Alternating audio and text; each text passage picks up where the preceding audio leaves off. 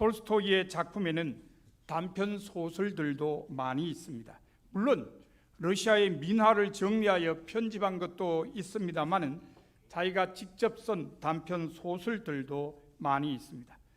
톨스토이가 쓴 단편 소설 중에 사랑이 있는 곳에 신도 있다라는 것이 있습니다. 그 내용은 이렇습니다. 주인공 마르틴 아브제이치는 구두장애입니다. 그는 지하실의 작은 방에서 살았는데 지하실의 하나뿐인 창문으로 바깥을 내다보며 살았습니다. 그는 착하고 성실한 사람이지만 아내가 죽고 아이들도 다 죽자 하나님을 원망하며 교회도 나가지 않았습니다.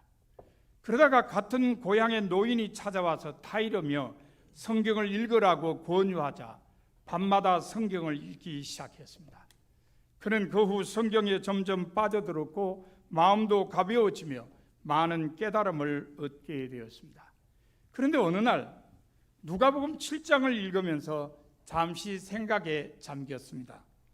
누가복음 7장에는 예수님께서 바리새인인 시몬의 집에 가셨을 때 바리새인인 시몬은 예수님이 발 씻을 물도 주지 않았지만 죄인인 한 여자가 자기의 눈물로 예수님의 발을 적시고 자기 머리털로 예수님의 발을 닦은 후에 향유를 부었다는 내용이 들어있습니다. 마르틴은 만약 하나님께서 자기를 찾아오신다면 자기는 무엇으로 대접해야 되는가를 생각해 보았습니다. 턱을 괴고 잠깐 생각에 잠겼는데 깜빡 잠이 들었습니다. 그런데 어디선가 소리가 들려왔습니다. 그 소리는 분명히 마르틴, 내일 길을 내다봐라. 내가 너를 찾아가겠다 였습니다. 마르틴은 깜짝 놀라서 의자에서 일어나 주변을 살펴보았습니다. 하지만 아무도 없었습니다. 마르틴은 머리를 좌우로 흔들며 잠자리에 들었습니다. 다음날 마르틴은 일어나서 은근히 기대하면서 창 너머의 길을 자주 내다보았습니다. 그때 창밖에 늙은 스테파노이치가 주위에 떨며 서 있는 모습이 보였습니다. 스테파노이치는 퇴역 병사로 옆집 가게 주인이 인정상 함께 데리고 살고 있는 노인입니다. 마르틴은 스테파노이치를 들어오라고 해서 따뜻한 차를 마시며 몸을 녹이게 한 후에 보냈습니다. 스테파노이치는 고맙다는 인사를 하고 눈을 치우기 위해 밖으로 나갔습니다. 시간이 좀 지났습니다. 아주 얇은 옷을 입고 아기를 안고 있는 여인이 창문 쪽으로 다가오더니 벽에 등을 기대고 서는 모습이 보였습니다. 마르틴은 그 여인을 들어오라고 해서 몸을 녹이게 하고 빵과 스프를 먹게 했습니다. 그 여인은 자기가 아침부터 아무것도 먹지 못해 젖이 나오지 않아서 아이가 운다고 하면서 자기의 딱한 사정을 마르틴에게 이야기했습니다. 마르틴은 그 여인의 딱한 사정을 듣고 자기의 낡은 외투를 주었습니다. 그리고 약간의 돈까지 주었습니다. 여인도 고맙다는 인사를 하고 갔습니다. 여인이 가고 난 다음에 다시 창밖을 내다보던 마르틴은 어떤 아이가 사과 파는 할머니의 바구니에서 사과를 훔쳐 달아나다가 할머니한테 붙잡혀서 야단 맞는 모습을 보았습니다. 할머니는 경찰서에 가자며 아이에게 욕을 하고 있었습니다. 마르틴은 얼른 밖으로 나가서 사과 값을 대신 계산하고 할머니에게 아이를 용서해 주라고 부탁했습니다. 그리고 아이에게는 할머니에게 사과하라고 했습니다. 예수님께서는 사람들의 죄를 용서하라고 했다는 마르틴의 말을 듣고 할머니는 아이를 용서했습니다. 그리고 아이는 할머니에게 사과한 후에 할머니의 짐을 들어주며 사이좋게 함께 갔습니다. 그날 밤 어두운 구석에서 누군가가 마르틴, 너는 나를 알아보지 못했지라며 마르틴의 귀에 속삭였습니다. 스테파노이치가 앞으로 나오면서 빙그레 웃고는 사라졌습니다. 그리고 소리가 들렸습니다. 그건 나였어. 이어서 아기를 아는 여인이 앞으로 나오면서 아기와 함께 미소를 짓고는 사라졌습니다. 그리고 또 소리가 들려왔습니다. 이들도 나였어. 다음에는 사과 파는 할머니와 아이가 앞으로 나오면서 환하게 웃다가 사라졌습니다. 그리고 또 소리가 들려왔습니다. 이들도 역시 나였어. 마르틴은 자기가 하나님을 대접했다는 사실을 깨닫고 즐거운 마음으로 성경을 펼쳤습니다. 거기에는 이렇게 쓰여 있었습니다. 너희가 여기 내 형제 중에 지극히 작은 하나에게 한 것이 곧 내게 한 것이니라. 톨스토이는 이 단편을 통해 주변에 지극히 작은 사람에게 한 것이 바로 하나님께 한 것임을 강조했습니다. 그러면 톨스토이는 어디에서 이런 것을 깨달았을까요? 바로 오늘 본문을 통해서입니다. 마태복음 24장과 25장에는 예수님의 긴 종말 설교가 기록되어 있습니다. 이 종말에 관한 설교는 오늘 본문인 양과 염소의 비유에서 절정에 이르고 끝이 납니다. 그러므로 모든 관심은 이 비유에 있다고 할 수 있습니다. 최후의 영생을 누리도록 하기 위해서 예수님께서는 이 많은 말씀을 하신 것입니다. 믿는 사람들의 최고의 목적이 뭐냐? 영생에 들어가는 것이기 때문입니다. 다시 말하면 창세로부터 예비된 그 나라를 상속받는 것이 모든 믿는 사람이 가야 할 길이기에 이 비유를 말씀하셨다는 것입니다.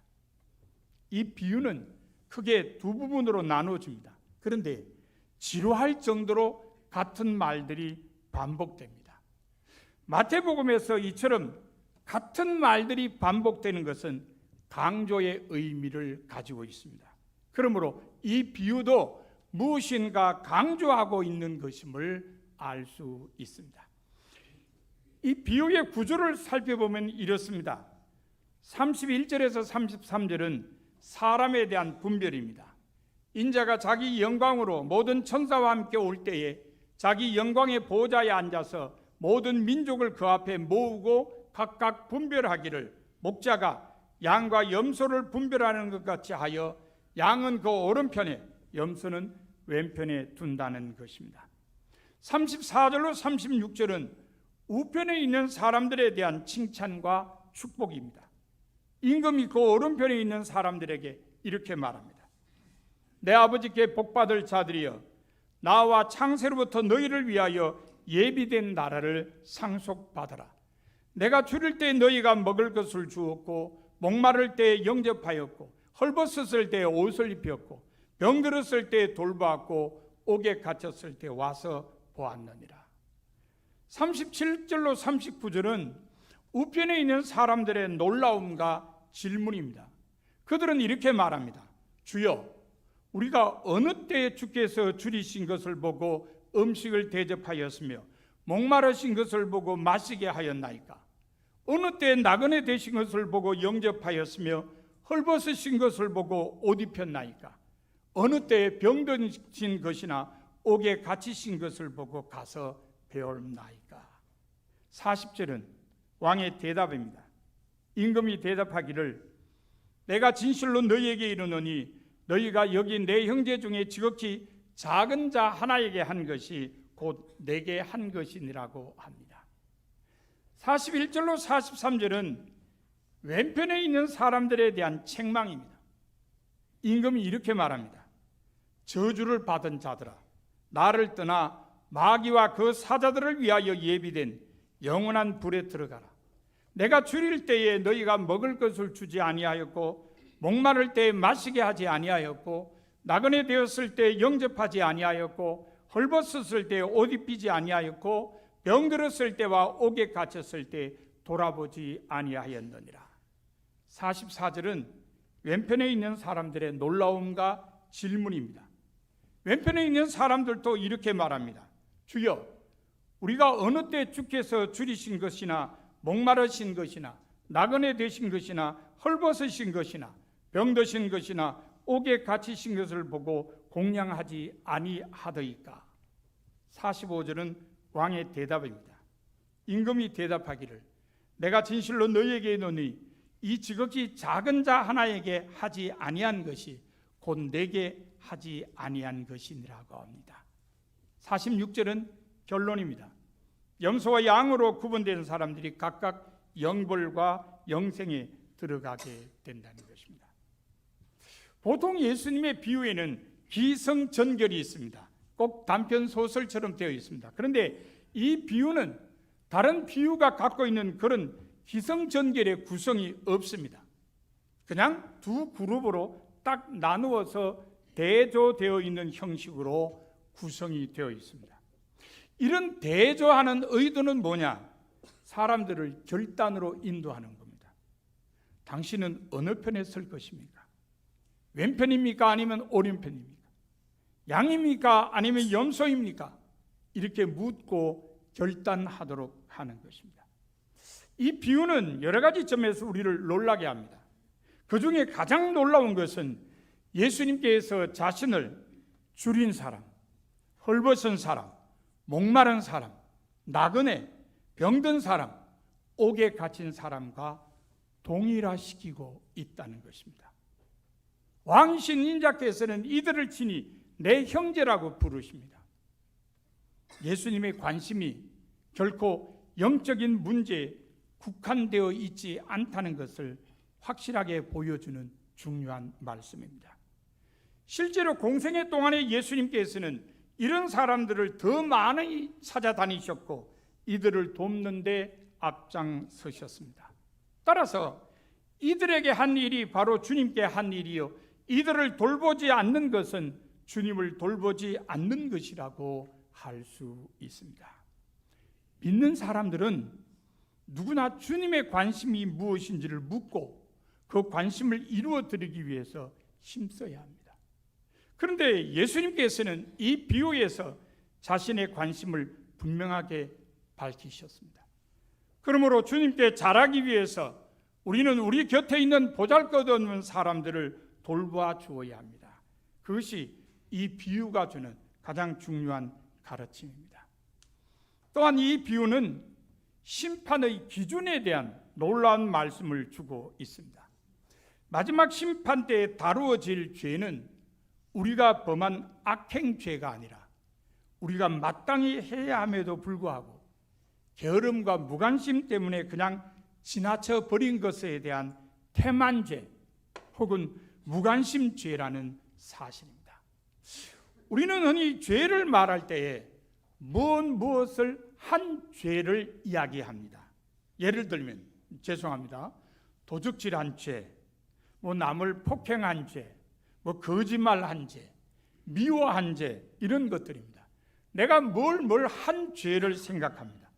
그런데 오늘 비유에서 저주를 받고 영원한 형벌에 처하게 된 사람들의 죄 목록에는 그들이 행한 악행에 대한 언급은 없습니다. 전부 그들이 하지 않은 일들만 언급되어 있습니다. 42절과 43절에 보면 염소로 구분된 사람을 향해서 아니하였고라는 말이 5번이나 반복되어 있습니다. 그러니까 이 사람들의 죄는 해야 할 일을 하지 않은 것입니다. 이 비유에 의하면 장차 심판을 받을 때 우리는 우리가 저지른 악행 때문에 심판을 받는 것이 아니라 우리가 해야 할 일임에도 불구하고 하지 아니한 일 때문에 심판을 받게 된다는 것입니다. 이 비유와 관련하여 한 가지 논란이 있어 왔습니다. 그것은 이 비유에 의하면 구원의 기준이 믿음이 아니라 선행이라는 느낌을 준다는 것입니다. 하지만 이것은 섣불리 표면적으로 판단할 일은 아닙니다. 비유는 어디까지나 비유입니다. 다시 말하면 말하고자 하는 한 초점을 위해서 만들어진 것이 비유라는 뜻입니다. 따라서 한 비유에서 의도된 메시지가 무엇이고 의도되지 않은 메시지가 무엇인지를 구분해내는 일도 매우 중요합니다. 이 비유에서 의도된 메시지는 주님께서 지극히 작은 자들과 공경에 처한 자들에게 있으며 이들에게 하는 행동은 곧 주님께 하는 행동이라는 것입니다.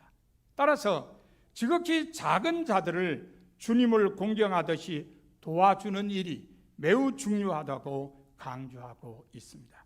그러므로 이 비유는 결코 구원론을 가르치기 위해서 의도된 것이 아닙니다. 구원은 믿음으로가 아니라 행위로 받는다는 메시지가 이 비유에서 발견된다 하더라도 그것은 의도되지 않은 메시지에 불과합니다. 이 비유에서 한 가지 흥미로운 것은 지극히 작은 사람에게 한 행동에 대해서 얼마나 많이 했느냐고 묻지 않는다는 점입니다. 행동의 횟수를 계산하지 않고 있다는 뜻입니다. 따라서 중요한 것은 이웃을 돕는 삶을 지향하고 있는가에 있습니다. 구원은 그의 전체적인 삶이 이웃 지향적인가 아니면 자기 중심적인가에 의해서 결정된다는 것입니다.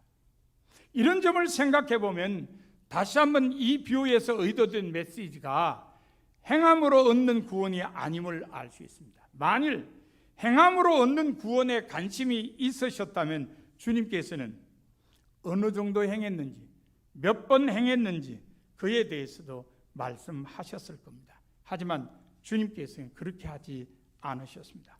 주님께서는 오직 삶의 지향점만을 보셨습니다. 그러한 삶의 지향점은 바로 그의 믿음을 판단할 수 있는 기준이 될 수 있기 때문입니다. 결국 이 비유는 우리에게 우리 주변에 있는 작은 사람들에 대한 관심을 새롭게 가져야 한다는 것을 깨우쳐 줍니다. 그들에게 한 것이 바로 주님께 한 것이며 그들에게 하지 않은 것이 바로 주님께 하지 않은 것임을 깨닫게 합니다. 그래서 주님의 관심을 이루어 드리고 영생을 누리기 위해서 작은 사람들에 대한 관심을 새롭게 가지고 사랑을 베풀며 사는 성도가 되어야 함을 알게 해줍니다. 지난 2월 7일 오전에 기독교 윤리실천 운동이 소위 말하는 게 기윤실이 종로 5가에 있는 장로의 여전도회관에서 2020년 한국교회의 사회적 신뢰도 여론조사 결과 발표 세미나를 개최했습니다. 여론조사는 지앤컴 리서치에 의뢰해 지난달 9일부터 11일까지 전국 19세 이상의 남녀 1000명을 대상으로 실시했다고 합니다. 조사 결과 우리나라 교회에 대한 불신율은 63.9%로 나타났습니다. 우리나라 국민 10명 가운데 6명은 교회를 신뢰하지 않는다는 겁니다.